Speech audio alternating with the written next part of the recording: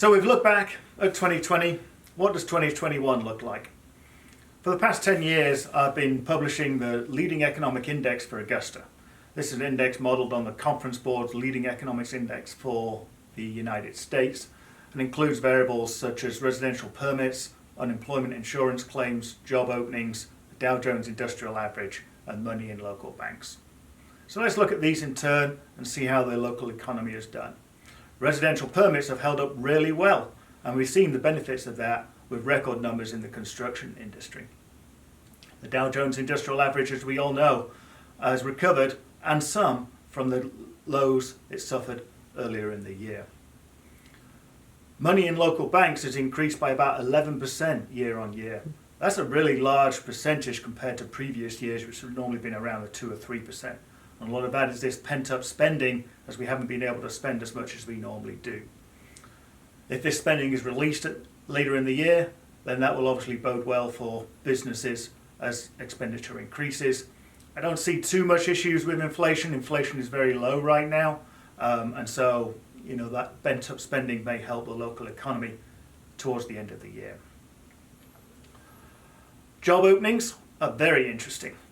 Job openings in the leading economic index are for the south of the United States, which is a particularly large area stretching from Virginia to Texas. But they were the states that opened up first, and actually job openings in the south now are higher than at pre-pandemic levels. In other areas of the country, they've not risen that far yet. But firms want to hire. We just need to get people to go back to work. If we look at Georgia job openings, which aren't as detailed as the job openings for the South, you'll see that the leading economics index increases earlier, if not quicker, using Georgia job openings, which again reflects the opening up of the economy here in Georgia. The one thing that is holding the leading economic index back is initial claims for unemployment insurance. There are still 3,000 to 4,000 new claims in November and December last year, well down on the April high, which was 39,000, but it does reflect a large group of people that are still claiming unemployment insurance.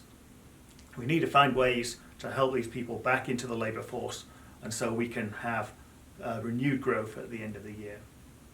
So what's going to help get people back into the labour force? Well, certainly a vaccine is going to help.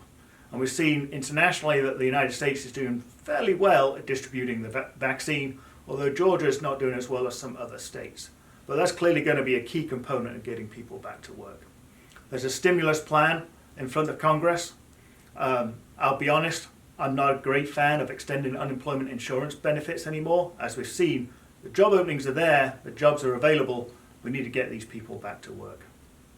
The minimum wage is included in the stimulus plan.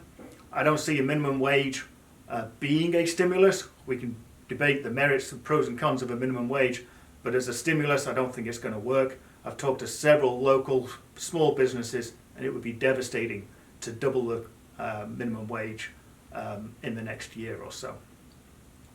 Long term, we need to get these kids back into school. There's evidence now, data coming through, that we've lost about a year of schooling with some of our school children. That's going to harm our long-term growth in the United States.